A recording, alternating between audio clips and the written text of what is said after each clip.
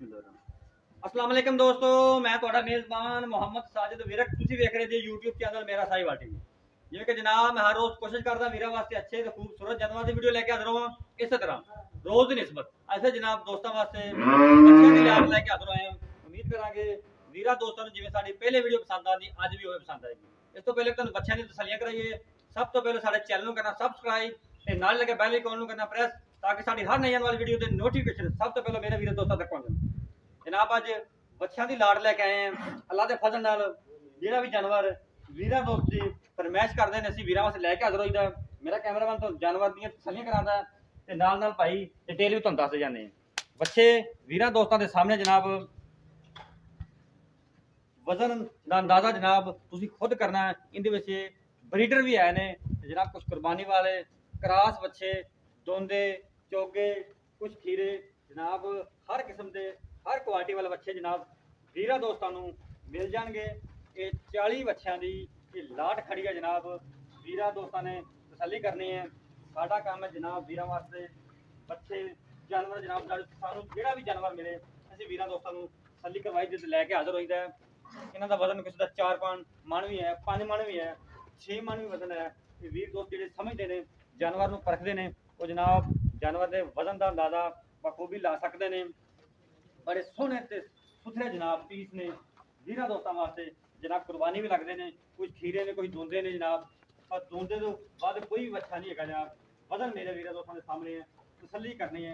मेरा कैमरामैन तो जनाब तसल्ली करवा रहा है। बड़ा समझा जानवर बाकी तरह माशाल्लाह समझे हुए जानवर काफ़ी ब्रीडर भी ने जनाब, कुछ सुल्तानी क्रॉस फ्रीजन क्रॉस साहिवाल क्रॉस भी वजूद है बच्चे एक पास ले जनाब पूरी लाट खड़ी है और पास ले सारे उधर उधर लैके लो साइड तो माता जी कहना ये जनाब पूरी लाट 40 बच्चों की जनाब खड़ी है। लोकेशन जनाब साड़ी तहसीलो जिला पाकपतन शरीफ ते साड़ा राबता नंबर भी जनाब तो एंड से जरूर देवांगे ते रेट भी जनाब अज दसांगे वीरां दोस्तां नूं। जनाब कोई भी वीर दोस्त खरीदार है 40 ते 40 बच्चे लेना चाहता है वो भी राबता कर सकदा। पीस एक एक करके नहीं सेल करना सारे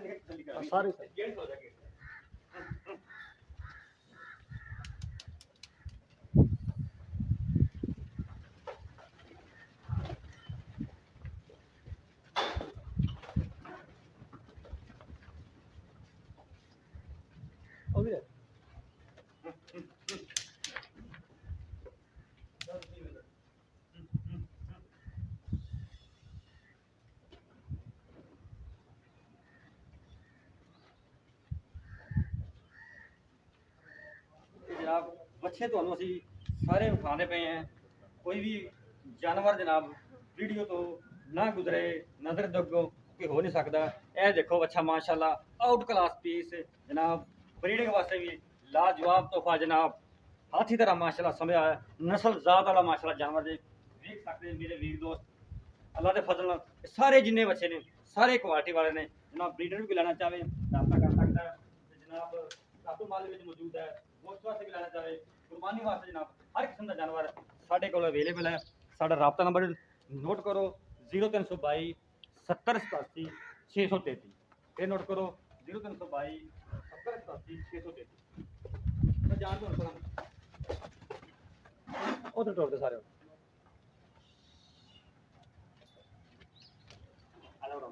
जान दे सारे जानवर ने जनाब वीरा दोस्तों ने कर लिया तसल्ली।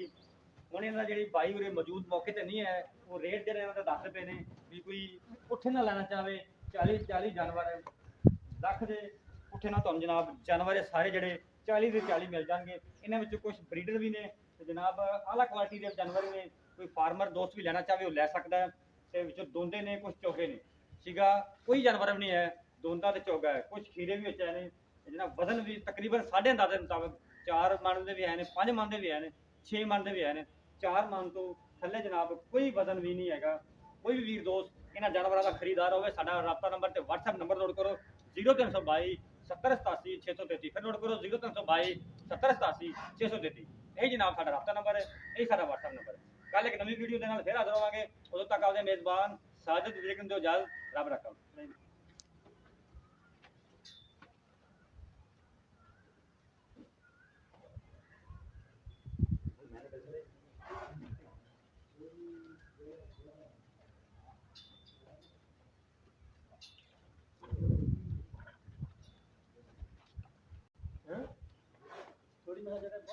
कितने नंबर की जगह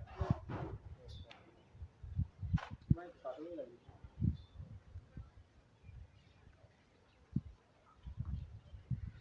हेलो लेट्स गो आ मेरा जनाब कैमरामैन जी इधर मुकरी माड़ा जा